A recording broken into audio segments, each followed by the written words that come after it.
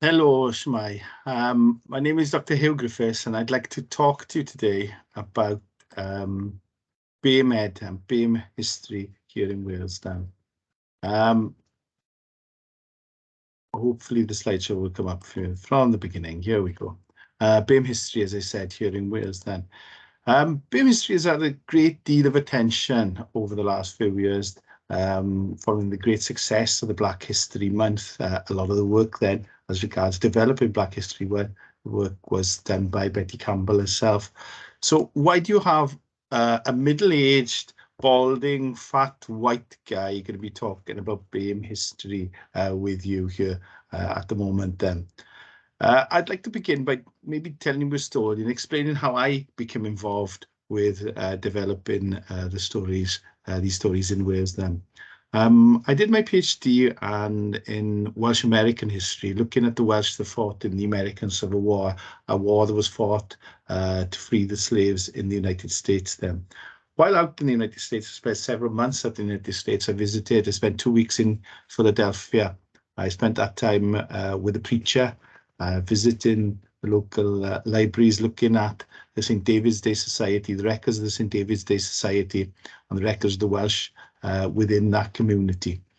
On one Saturday, the libraries were closed, and the preacher asked me, did I want to come with him to West Philadelphia, to a funeral of a very, very dear friend of his, a preacher in West Philadelphia. I didn't know much about West Philadelphia otherwise, as you can see from the Fresh Prince of Bel-Air there.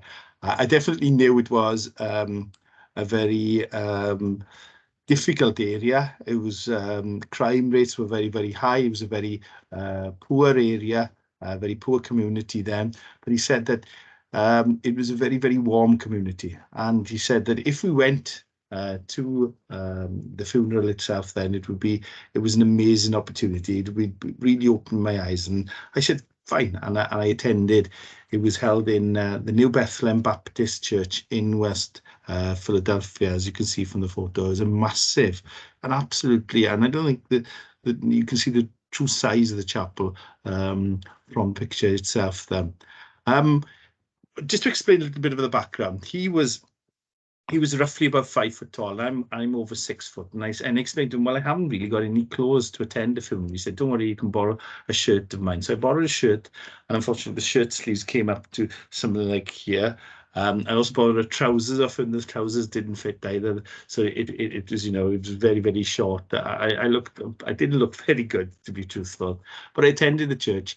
And in the back, then we stood in the back. It was heaving. There was hundreds of people in the church, and both myself and the preacher were the only two white people in the church itself then. And the singing was amazing. The singing was astronomical. The hoil that they had in the singing was absolutely amazing. I was awestruck, really. But it did take me back. It took me back to my village, to Cwmturch, and to the Gymanfyganis and the singing and everything associated there, and the hoil that was involved. And as the service came to an end, there was an open casket. So the preacher who was being buried was in an open casket, and that was the first time, and really the only time I've ever seen a dead body. But you had to go forward. And I said, well, I can't go forward. Yes, you'll have to come forward. So I walked down the aisle with, as I said, everybody looking at me. I looked terrible. None of the shirt didn't fit, the trousers didn't fit. And I came up to the preacher. Then I looked down. You don't know what to say in these things, so I just looked at him, and then I was led away to where the family was, and the preacher explained who I was, and I was visiting from Wales, and they all gave me a cwtch, and it was a real cwtch, it was a real bear hug of a cwtch. And I left feeling, I'd been out in the United States for several months, and I did feel a bit of hiraeth and a bit of longing for Wales. But of all the places I visited during that time out in the United States, I felt more at home in New Bethlehem Baptist Church in West Philadelphia, in an area really I shouldn't have felt at home with at all. But I felt as though we were Welsh. The hoil in the singing, the cwtches that I felt there was absolutely amazing. And it brought back something in my head that, everybody's the same, really. You know, dyn yw dyn mewn pum cyfandir. Everybody's the same in all 5 continents. And I truly felt that. And I've carried that with me throughout my life. And I think that, you know, it's a part of who we are. Skin colour, it's, you know, it's nothing in my opinion. We're all the same. We're all the same underneath them. And it takes great pride in me, the fact that here in Wales, then, we have institutions, education institutions such as BAME Wales and DAPL, then, the Diversity and Anti-Racist Professional Learning, that are leading. They're not just leading in Wales, but leading in the United Kingdom, leading in the whole of the world, with individuals such as Charlotte Williams and the amazing report that she wrote then with others, and of course then the memorial to Betty Campbell. It reflects amazing upon us as a people, maybe, that we build a memorial to a teacher, to such an influential character. It really reflects well on us as a people, I feel, that who we are and who we stand for. And we are leading the world. The world is watching us here in Wales and what we're actually doing here in Wales. And, you know, you can see, I remember when the report came out, and these are some of the articles that appeared in the newspapers, such as The Guardian and The Times, or even ITV and BBC then, and the report that was published then, the fact that Wales will make teaching of BAME experiences mandatory. Wow, you know, the world is watching us. And you can see that within our curriculum. It's been included within the curriculum for Wales itself then. And if you look very closely, and I've included it all from the What Matters statements in humanities, and I will read it out because I do truly believe the strength of these words. Through consistent exposure to the story of their locality and the story of Wales, as well as the story of the wider world, learners can develop an understanding of the complex, pluralistic and diverse nature of societies, past and present. These stories are diverse, spanning different communities, as well as in particular the stories of Black, Asian and minority ethnic people.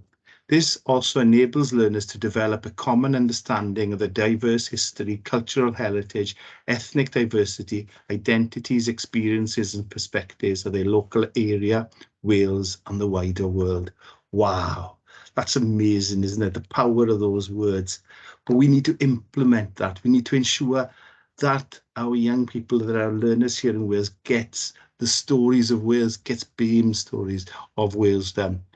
And I was very well aware, as somebody who's been looking at the stories of Wales and the history of how we teach Wales, I knew very well that what would happen would be that in our schools, we would teach maybe Martin Luther King and Rosa Parks. And I'm not against teaching Martin Luther King or Rosa Parks. I think they're really, really important stories, but they're not the stories of Wales. We should be looking to add the stories of Wales, BAME history here in Wales, and we should aim to ensure that we get it correct. It's really, really important that we get these stories throughout Wales and through every community in Wales.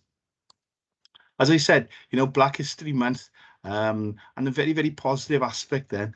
For example, the Post Office placed post boxes throughout in London, in Glasgow, in Cardiff and in Belfast, to remind us of different stories, the stories of BAME stories.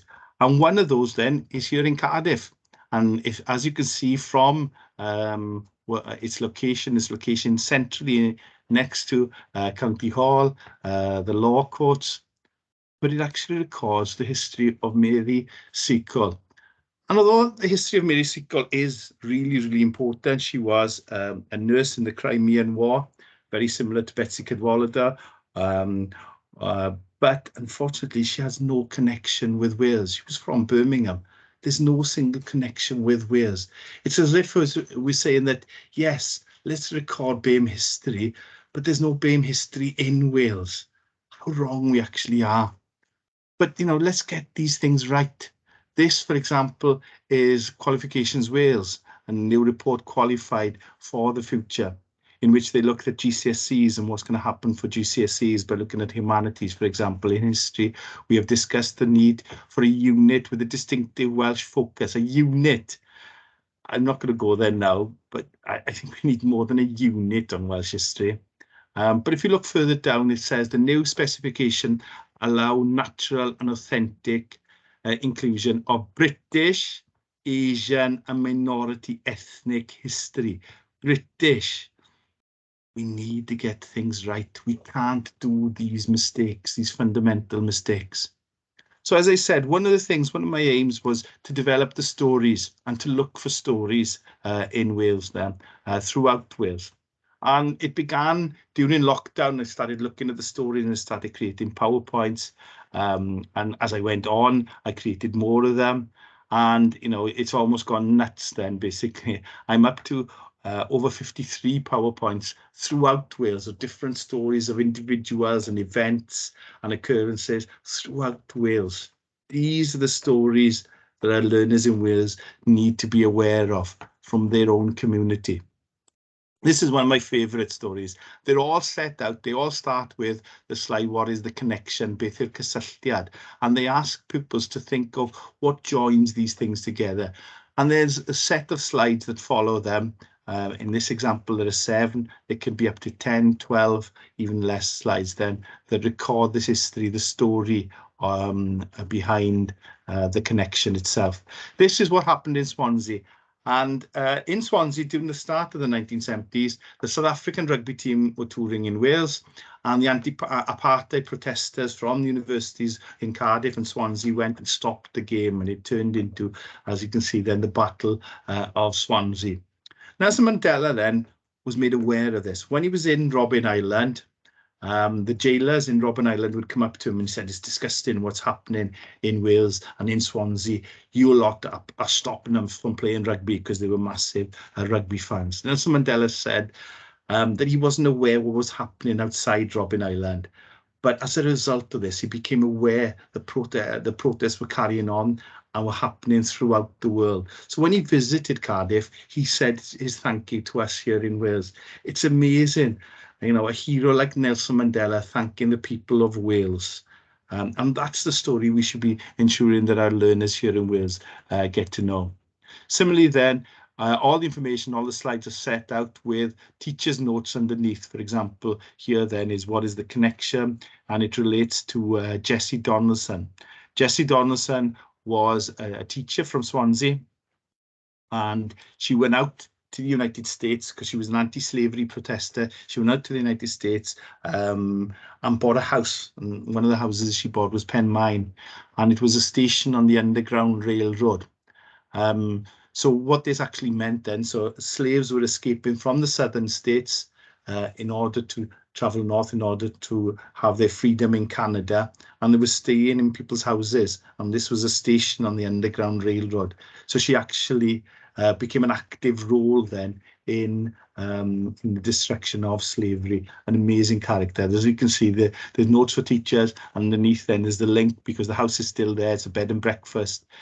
She was also from the Heineken family, the same family as in the drink then, and her brother Samuel Heineken also went out to the United States. He fought in the American Civil War, and there's links there to his biography and also further links for the pupils to do further research. There's also, for example, then when she came back, and she came back after the American Civil War and spent the rest of her life in Swansea then. This is the Cambrian newspaper from Swansea, the death of Mrs. Donaldson. This is primary documents, so pupils can go in there. If you can see the orange bit in the newspaper, the link is there. They could actually read the article itself then. As I said, I've produced over 53 of these PowerPoints, and I really want to share them with you. I want them to become a part of the teaching of BAME history here in Wales then. I teach in Powys, I work in Powys. I'm a leader for post-14 education in Powys.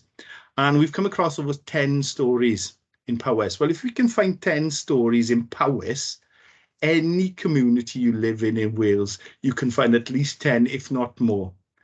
If you contact me, and this is my email address, and I'd really encourage you to email me with your email address, I'll allow you to enter the first group, the Microsoft team then, the BAME Cymru. In there, you'll find 6 PowerPoints.